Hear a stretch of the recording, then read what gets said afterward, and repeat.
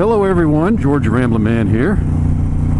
Hope everyone's doing well. It's Saturday, February the 3rd, 2017, and it's a very nice winter day here in the southeast. Nice and sunny and dry, mid-40s. Really couldn't ask for anything too much better this time of the year. Supposed to rain tomorrow, and checked the weather before I left, and it's been really pretty cold the last couple of days. And tomorrow morning we might get a little, as they say down here, wintry mix, which I suppose is sleet, ice, snow, who knows. And as you know, when that type of weather hits Atlanta and Georgia, we don't handle it very well. So I don't think I'll be out riding tomorrow. Super Bowl Sunday anyway. So I'm taking advantage of being out today. Got my Joe Rocket burner gloves on here. I did the review a few weeks ago. Keeping my hands nice and warm. Got extra pair of socks on. T-shirt and a sweatshirt under my leather jacket, so I am just fine. One of the things I got at Christmas was for my son was an Amazon gift card, and I was looking for a few things to get for the motorcycle. And one of the things I got was a tire pressure monitoring system. Nothing really expensive. About $49 I think I paid for it. I'm going to throw up on the screen here a little screenshot of the Amazon page where I ordered it, so you can see what it is in case you're interested.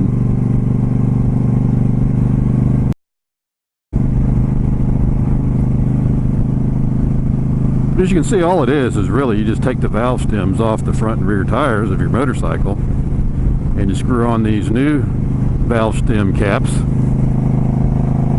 that have a little tire pressure monitor in there and a little small battery.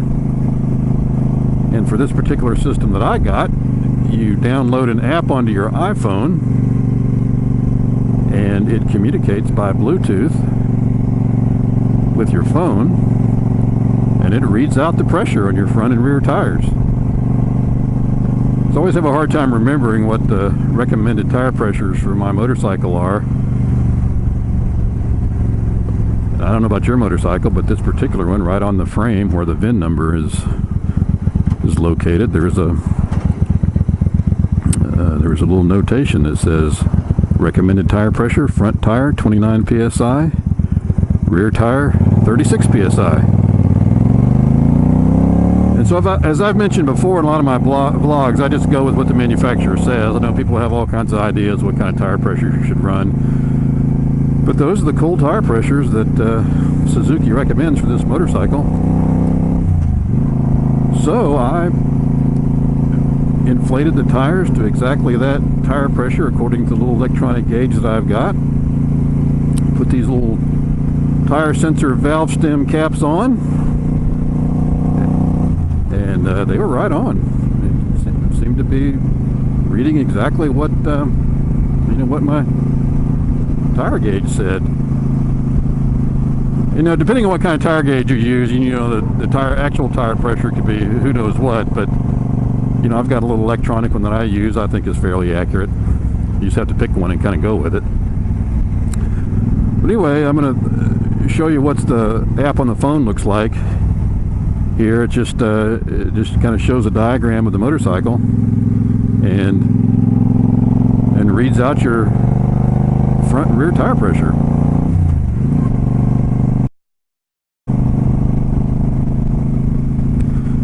As you can see, it's on your phone. Unless you got your phone mounted to your handlebars and the app open, it's not going to be a continuous type reading thing. I know a lot of the newer motorcycles have tire pressure monitors built in, and you can just push a little button on the dashboard or the fairing or whatever you've got there, and you can read it out. And this one, not quite that advanced, because I don't have all that on this motorcycle, but you know, if I stop and get gas, I can check and see what the tire pressure is. So anyway, I'm going to be interested to see. This is the first time I've been out riding since I put these little sensors on my tires, and I'm going to be interested to see once the tires warm up,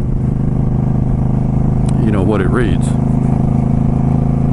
When I get home, I'll probably check it again with my gauge just to see how it calibrates. But you know, it's just one thing I got. Always concerned about having the right tire pressure in the tires, and I know that's what they always say. You should always check it before you ride, and you know, it's a little bit of a pain in the neck to get down on the all fours and be checking the air pressure every single time I ride. And I didn't do it, but now I've got this little app on my phone. I can easily open it up and take a quick look at it, and I hope it works out.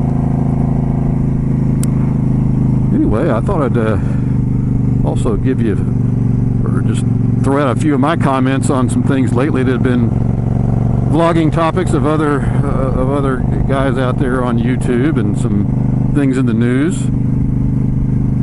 First of all, the new YouTube rules. I got the email from them a couple of weeks ago that said I was no longer able to monetize my videos because I did not have enough subscribers. In the future, YouTube's requiring anybody that monetizes their videos to have, I think, 1,000 subscribers and so many hours of or minutes of viewing each year. And what that does is it takes out a great majority of YouTubers because, you know, I don't have anywhere close to 1,000. I doubt I'll ever have 1,000 subscribers. Last time I looked, I had like 270. I'm kind of amazed I've got that many.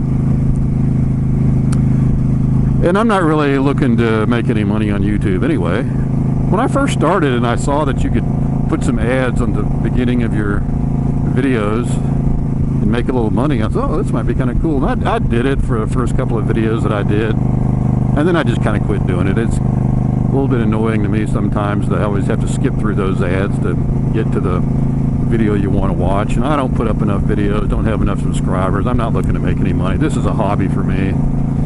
It's not a living. Now, I know there are some folks out there on YouTube with thousands and thousands of subscribers, and they post videos, you know, weekly or a couple a week, and you know, they probably do make some money. So I never paid too much attention to these first few videos that I monetized, but once I got this email, I did go back into my YouTube channel, that little place on your YouTube channel where you can look and see what kind of revenue that you've generated, and I was surprised. I've been doing this for a year, and I only monetized a couple of videos, but I had it said I had earnings of like $57. I go, wow, that's amazing. I'm wondering when my check's coming. But you know, when I looked at it, there's only 2 videos that really made any money whatsoever. I did 2 videos regarding my motorcycle. A walk around where I just kind of walked around the bike and described it and showed what the bike was all about and what kind of mods I'd done to it. And then I did a video on my likes and dislikes of this particular motorcycle, which is a Suzuki C50T Boulevard. And those 2 videos that I've done this past year, and I think I've done upwards, I don't know, somewhere around 30, 35 videos this year. Those 2 videos by far have gotten the most views. And, you know, I can understand that because YouTube is, you know, I use YouTube to look at product reviews, whether it be, you know, motorcycle gear, motorcycles, anything. And you know, people do that. Somebody's looking to buy this motorcycle and they just put Suzuki C50T in the search. You know, my videos probably come up and they get watched.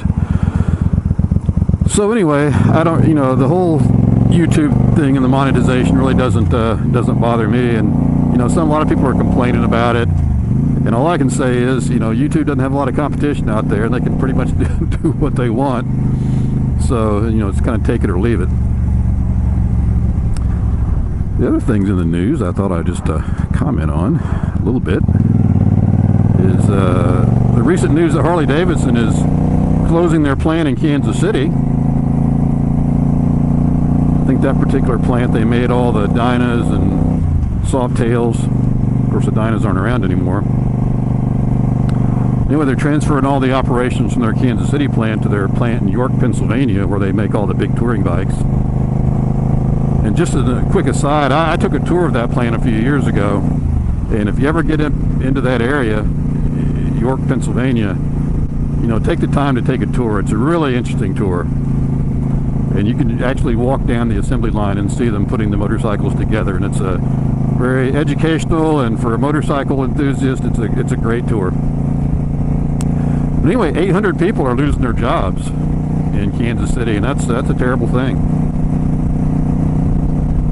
And you know, you look at Harley-Davidson, and the sales have been down for several years, and you know, I was really surprised to see their profit, like in the past year or two, and I don't know the exact numbers, or exact time frame, but it dropped like 83%. I was shocked at that. You know, and when that happens to a company, you know, you've got to make changes. I know a lot of people have a lot of thoughts about it, and you know, I have a little bit of a perspective on it. I've been with my company for 20 years. It's a small engineering consulting firm, construction consulting firm. And I started out just as a worker bee project manager, and I've moved on up, and throughout the past 4 years I've been president of the company. And this is obviously a small business. It's nothing like Harley-Davidson. But you know, some of the principles of economics and running a business are the same. And when the recession hit back in 2008, you know, our company, we took a hit. You know, our business was down, and we had to make changes. We had to streamline our operations, we had to diversify our services, and we had to reduce our prices, and that hurt. And I think Harley-Davidson is going to have to do the same thing, and I think that's what they're doing. They're streamlining their operations, and I think they're trying to diversify their brand a little bit. I know they're reaching out to younger folks, and that's a whole big topic of conversation right there. I know on YouTube. Watched Patrick Orvis's video a couple of days ago about, you know, why young people don't ride motorcycles, and there's a lot of reasons for that. But you know, if I had to sum it up in one thing, you know, whether it's young people or old people, you know, whether it's motorcycles, boats, or any other hobby, when economic times are tough, you know, those things kind of get put on the back burner. And you know, I know the economy is improving, and you know, it's been 10 years really since we were on the brink of almost economic collapse there in 2008. But you know, the economy's improving, but you know, people have memories, and you know, of the tough times, and you know, running out and spending $20,000 or $30,000 on a motorcycle is just not in the doable things for a lot of people right now. So I think that's, you know, the biggest reason sales are slumping a little bit. Slumping a lot, I guess, if you're Harley-Davidson. You know, Harley-Davidson is not diversified like a lot of these Japanese manufacturers, such as Yamaha and Honda and Kawasaki, that are huge companies that do a lot of other things besides just make motorcycles. You know, that's all Harley-Davidson does. So I think Harley-Davidson's done a pretty good job the last couple of years. They're introducing some smaller, less expensive motorcycles for younger people, and more, you know, I think in the past, when you thought of a starter motorcycle, you really didn't think of Harley-Davidson. You kind of thought of the big touring bikes. I know, you know, anybody that wanted one probably thought, well, I'll start out on a little small Honda or Yamaha or something like that, and then eventually move up to a you know, to a bigger Harley-Davidson. You know, just thought of getting on a 800 or 900 pound motorcycle right off the bat when you're learning is not probably a good idea anyway. So I think Harley-Davidson's doing a pretty good job of that. And you know, the other thing I guess people are saying is the bikes are just too expensive. And you know, there's two sides to that story. I mean, if you look at the big touring bikes, the full dress touring bikes, I think Harley's prices are pretty consistent with Indian or Honda Gold Wings, this new Yamaha Venture. And I saw one of those in the store the other day. That's a massive motorcycle. So I think those prices are pretty much in line with the other companies, and they are expensive. I think where Harley gets hurt a little bit is the prices on the smaller bikes, the cruiser bikes. You get down to Heritage Softails and the other soft tail models, they're a little pricey. I mean, you can go out and get a Kawasaki, a Honda for something a lot less expensive. And Harley-Davidson's got to make a decision.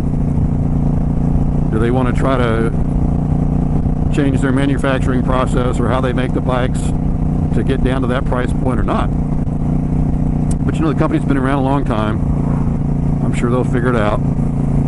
I hope they do. I mean, it would be in nobody's best interest for Harley-Davidson to fail. And then the last thing, I guess, is, Harley's got some competition now from India, and they really never had too much competition. If you wanted an American motorcycle, you pretty much had a Harley-Davidson.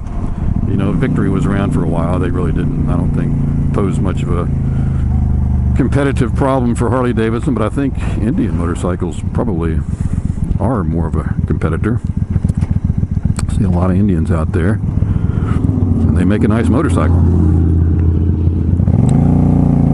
So we'll see what the future holds for Harley-Davidson. I mean, they're a publicly traded company. They've got stockholders to answer to. In my business, I don't have any stockholders to answer to, just the owner of the company. And I'll say this about lowering prices. We reduced our fees back during the recession just to be able to keep employees. We had to lay a few off, but keep people working and keep busy. But I'm going to tell you, once you lower prices, whether it be retail prices on manufactured goods or motorcycles, or if you're in a service business like we are, and you lower your fees, it's hard to raise them again. The economy is going well for us right now, and our business last 2 years has really picked up, and we're trying to kind of raise our fees back up to the pre-recession levels, and we have to do it very slowly in very slow increments because people have gotten used to the lower fees, and it's hard to explain to folks when you give them a proposal and the fee is what it is, and they start asking questions. And I have reasons for doing what I do, but once you lower prices, it's hard to raise them again. So anyway, those are my thoughts on some recent things in the news. Just glad to have a nice day to get out and ride. I'm looking forward to the spring and the summer as always. Looking forward to the hoot up in New England, and hope everybody can get up there and we can gather again and have another great hootenanny like we did this past year in North Carolina. Alright guys, this is George Ramblin' Man. Hope everybody has a good week. Hope whoever you're rooting for in the Super Bowl wins. I really don't have a rooting interest tomorrow, although my wife's family is from New England. Got a lot of friends from New England here on the motor vlogging community, so I'll say go Patriots. Alright guys, have a good week. Everybody ride safe.